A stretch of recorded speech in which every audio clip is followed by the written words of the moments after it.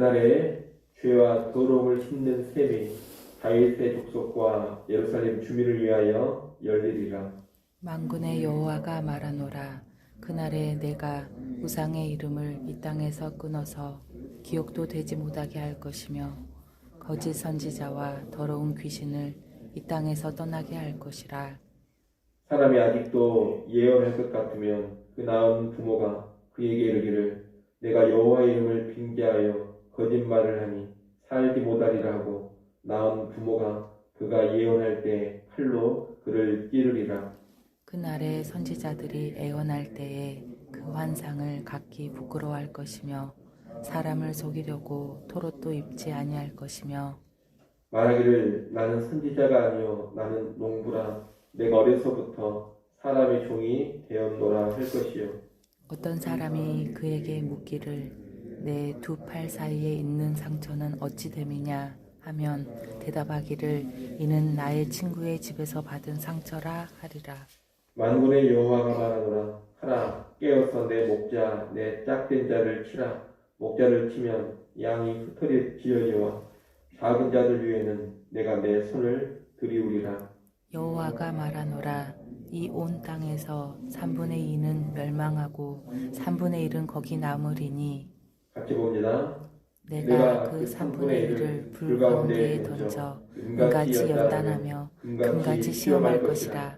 그들이 내 이름을 부르리니 내가 들을 것이며 나는 말하기를 이는 내 백성이라 할 것이요 그들은 말하기를 여호와는 내 하나님이시라 하리라. 아멘. 오늘 본문도 어제 본 12장 말씀에 이어 여호와의 날에 있을 일을 말해주고 있습니다.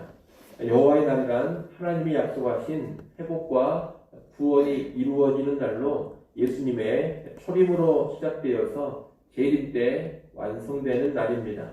오늘 본문에서 그날로 언급되는 날이 다 장차올 여호와의 날을 의미합니다. 1절부터 6절까지 말씀은 여호와의 날에 죄와 더러움을 씻는 셈이 열리며 이스라엘 안에서 우상 숭배와 거짓 선지자가 완전히 사라짐을 말합니다. 1절에 보면 여호와의 날, 곧 그날에 이스라엘 백성의 오랜 죄 문제를 해결하는 셈이 열린다고 합니다. 그리고 2절에서는 이스라엘의 오랜 고질적 병폐였던 우상 숭배와 거짓 선지자들이 사라질 것을 말합니다. 2절 하반절에 더러운 귀신이 나오는데 더러운 귀신이란 더러운 영이라는 뜻입니다. 이 더러운 영은 거짓 선지자들과 함께 활동하는 악한 영으로 볼 수도 있고 악한 일을 일삼는 거짓 선지자들의 영혼으로 이해할 수도 있겠습니다. 여하튼 여호와의 날이 임하면 우상 숭배자와 거짓 선지자들이 다 척결되어집니다. 3절부터 6절까지 말씀은 이제 이스라엘 땅 안에서 어떤 거짓 선지자도 용납되지 않음을 보여줍니다. 심지어 가장 끈끈한 부모 자식 사이에서도 거짓 선지자를 용납하지 않게 될 것입니다. 3절 말씀은 만약 자식이 거짓 예언을 하면 그 부모가 그를 칼로 찔러 죽인다고 합니다.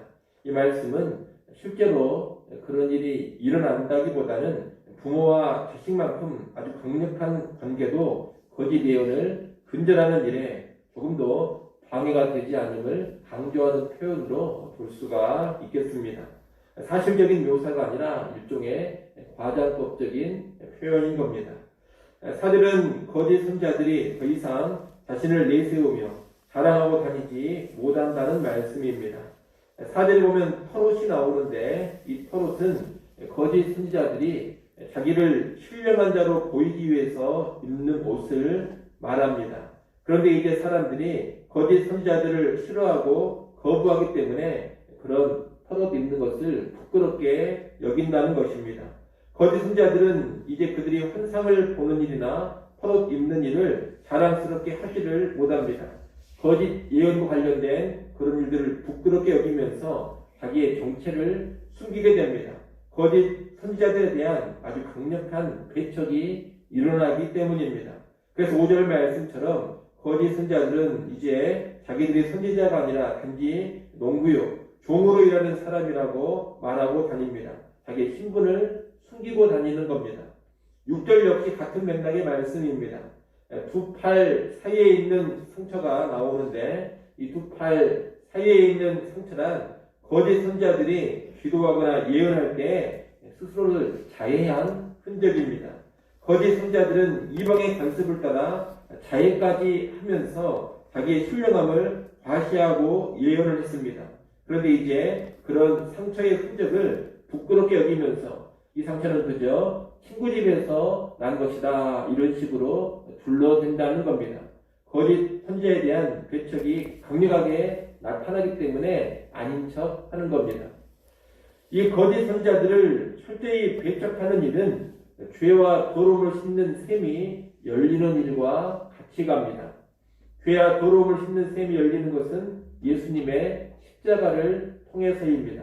예수 그리스도의 십자가를 통해서 완전한 죄사함과 구원의 길이 여호와의 날에 열리게 됩니다.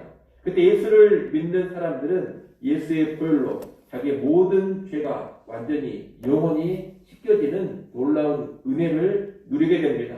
그리고 이 죄와 더러움을 씻는 셈에 자기 죄를 씻어버린 사람들은 우상 숭배와 거짓 예언, 거짓 선지자들을 철저히 배격하게 되는 겁니다. 우상이라는 것은 하나님보다 더 사랑하는 것이요, 자기 마음대로 조종할 수 있는 거짓 신을 가리킵니다. 그리고 거짓 예언이란 신앙을 포장해서 말씀을 사용하면서 자기의 욕망을 한껏 추구하는 것입니다. 그런데 예수의 보혈로 죄와 더러움을 다 씻어낸 사람들은 그런 우상이나 거짓 예언을 추구하지 않는다는 겁니다. 오직 여호와 하나님만 숨기며 참된 하나님의 말씀만을 붙잡고 순종하며 살아갑니다. 그것이 여호와의 날에 일어날 일입니다. 오늘 우리는 이 말씀이 성취된 신약시대를 살아가고 있습니다. 우리는 예수 그리스도의 십자가로 영원하고도 완전한 죄사함을 받고 구원받은 사람들입니다. 이런 우리는 마땅히 오늘 본문의 말씀처럼 우상숭배를 버리고 거짓 예언을 철저히 배척하는 삶을 살아가야 할 것입니다. 아니, 그렇게 살아가야 정말로 죄사함 받고 구원받은 사람입니다. 일어나시고 예수 믿어 죄사함 받고 구원을 받았다면 우상을 철저히 배격하는 삶 살아가시기를 바랍니다. 그리고 거짓 예언도 철저히 배척하고 거짓 선지자들을 과감하게 내치는 그런 삶을 사시기를 바랍니다. 오직 참된 신이신 여호와 하나님만 예수 안에서 섬겨가시고 오직 진리의 말씀만 붙잡고 살아가는 우리 모두가 될 수 있기를 간절히 소원합니다. 7절부터 9절까지 말씀은 여호와의 날에 일어날 또 하나의 일입니다. 그것은 목자를 쳐 양을 흩으신다는 것입니다. 7절 말씀을 한번 읽어보십시오. 7절 말씀이 있습니다. 만군의 여호와가 말하노라. 가라, 깨어서 내 목자 내 짝된 자를 치라. 목자를 치면 양이 흩어지려니와 작은 자들 위에는 내가 내 손을 들이우리라. 아멘.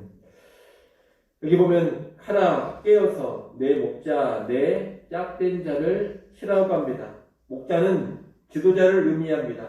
그리고 짝된 자는 친밀한 자를 가리키는 표현입니다.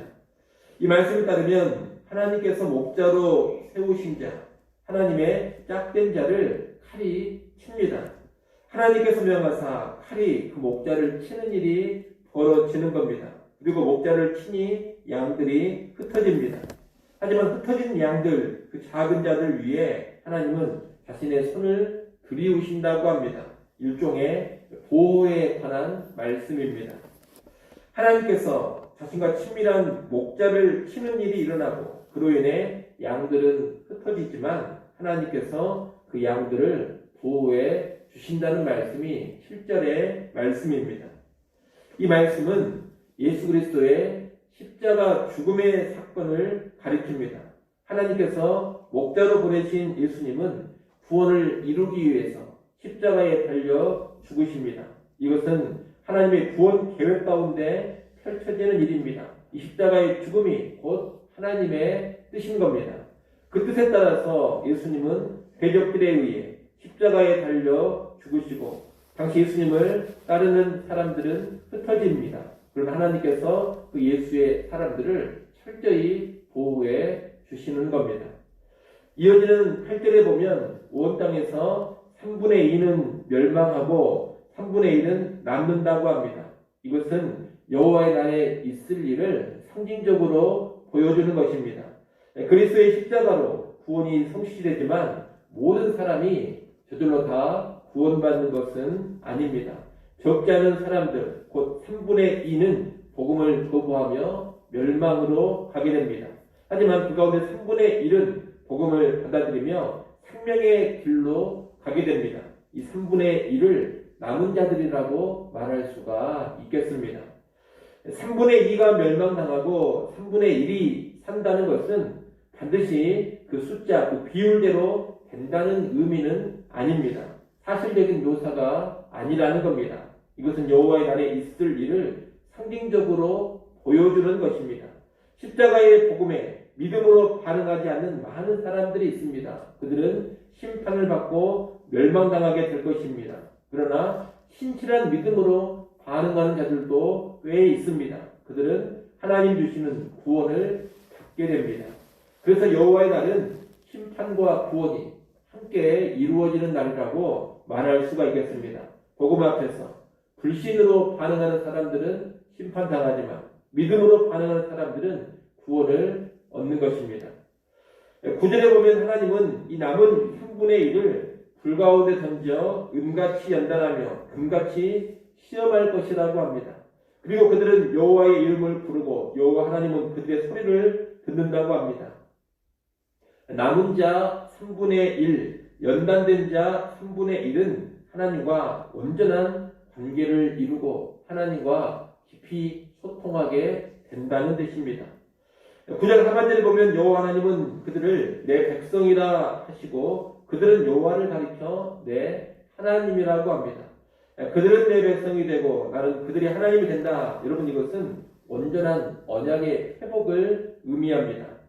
출애굽한 이스라엘 백성과 여호와 하나님이 맺으신 언약이 바로 그것이었습니다. 그들은 내 백성이 되고 나는 그들의 하나님이 되리라. 이제 여호와의 날에 이 남은 자들을 통해 그 언약이 온전히 성취되고 남은 자들은 하나님과 온전한 언약의 관계 아래서 살아가게 되는 겁니다. 여호와의 날에 구원받은 이들이 여러분 편안하게 지내는 것은 아닙니다. 그들은 복음에 신실하게 반응한 사람들이지만 아주 큰 환난과 고초를 겪습니다. 신자들은 고난의 풀물을 지나게 된다는 겁니다. 그런 과정을 통해서 불순물이 없는 순 금과도 같은 그런 정결한 믿음의 소유자가 되는 겁니다. 그리고 그들이 온전한 언약 백성으로 하나님 앞에 서게 되는 겁니다. 이 말씀은 오늘 예수 믿는 신자들, 그리스도인들에게 그대로 적용됩니다. 우리 그리스도인들은 십자가에 달려 죽은 예수, 칼에 침을 당한 목자를 구주로 믿습니다. 십자가의 복음 앞에 믿음으로 반응했습니다. 이들이 바로 구원의 백성, 남은 자들입니다. 이 남은 자들 그리스도인들은 세상을 살아갈 때 그 믿음으로 인해서 또 경건하고 거룩한 삶으로 인해서 환난을 당하고 핍박을 당하게 됩니다. 그러나 그 환난과 핍박 앞에 신앙을 버리고 무너지는 것이 아닙니다. 오히려 더욱 순전한 믿음, 더욱 연단된 믿음을 갖게 됩니다. 참된 믿음을 가진 사람들, 진정한 남은 자들은 환난과 핍박을 통해서 쓰러지는 것이 아니라 정금 같은 신앙인으로 나오게 된다는 겁니다. 바로 그런 사람들이 진정한 언약 백성들입니다. 지난 주의 역사를 보면 우리 그리스도인들은 환난과 핍박을 당하면서도 믿음을 지켰고 신실한 신자로 살았습니다. 지금도 참된 그리스도인들은 환난 핍박 가운데 믿음을 지키며 신실하게 살아갑니다. 오늘 우리도 그럴 수 있기를 바랍니다.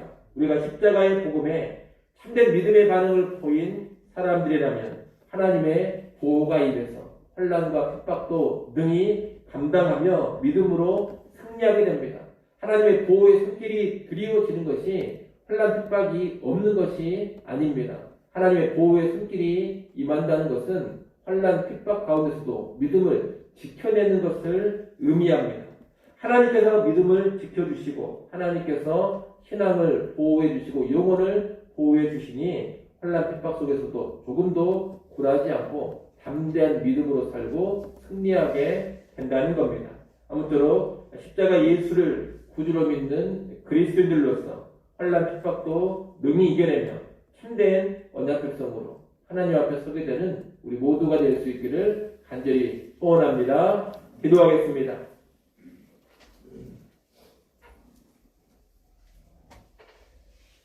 아버지 하나님, 여호와의 날에 있게 될